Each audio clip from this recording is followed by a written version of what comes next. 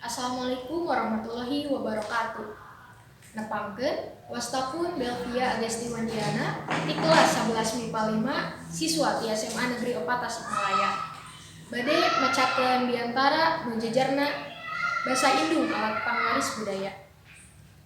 Bismillahirrahmanirrahim. Assalamualaikum warahmatullahi wabarakatuh.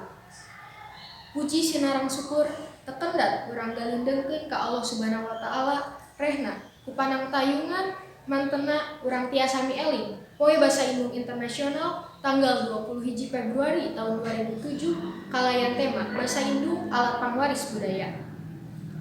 Jawa Barat boga udagan sangkan jadi daerah budaya dan daerah tujuan wisata andalan tahun 2010. Merenah pisah lantaran mibanda pirang-pirang potensi warisan atau pusaka nuluhur ajenna.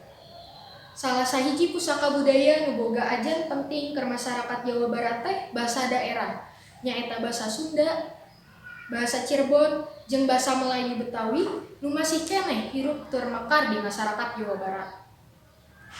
Tarekah pikeun ngamumule, ngamekarkeun jeung ngamanfaatkeun basa daerah nu sok disebut basa Indung teh geus diatur dina Perda Jawa Barat nomor 5 tahun 2003 ngenaan pemeliharaan bahasa, sastra, dan aksara daerah.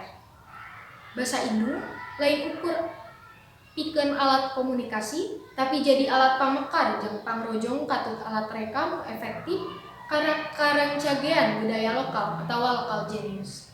Eta teh salah sahiji kakuatan jati diri jeung ciciren atau identitas hiji bangsa.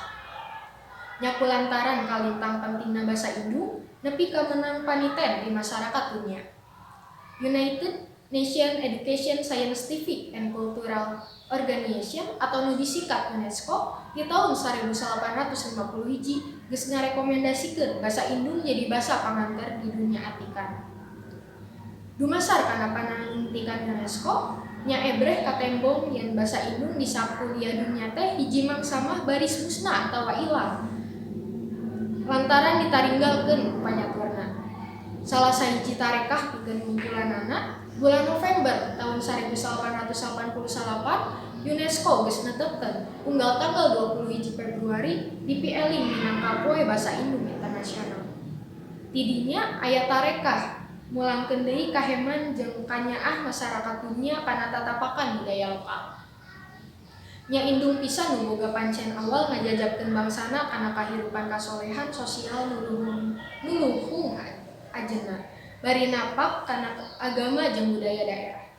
Pangpangna di Jawa Barat dipiharep baris kawangun masyarakat miran cage, cager, bager, bener, pinter, singer, teger, pangger, wanter, jeung cangker. Simkuring reueus pisan tur kalintang ajenanana ka masyarakat nu make miara jeung ngamumule basa daerah. Tangtu nu jadi udagan teh, basa daerah bisa nembongkeun eksistensina, bisa manjang hirup-hurip, terus mekar marangan zaman. Basa daerah teu kalindi, najan dina alam kasajagatan pirang-pirang basa ti mancanagara milu makalangan disarakan urang. Dinas Kabudayaan dan Pariwisata gawe bareng deui jeung paguyuban pangarang sastra Sunda katut Universitas Pajajaran pikeun mieling Poe Basa Indung Internasional. Ieu kagiatan nu kadua kalina acarana baris dipuseukeun di Aula Unpad Bandung 21 Februari tahun 2007. Pamungkas catur simkuring kalintang nganuhunkeunana ka sadaya pihak nu tos ngarojo acara mieling Poe Basa Indung Internasional. Mugia ieu kagiatan teh jadi motivasi pikeun ngahudangkeun deui masyarakat panyatur basa Indung di unggal wewengkon. Dianti eta, simkuring asnana pamarentah Jawa Barat umajaka unggal pamarentah kabupaten atau kota sa-Jawa Barat pikeun mieling Poe Basa Indung Internasional di saban daerah.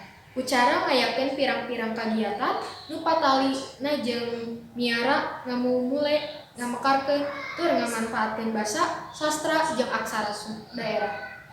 Wilujeng mieling Poe Basa Indung Internasional, mugia urang sadaya tekendat miara basa daerah kabasaan.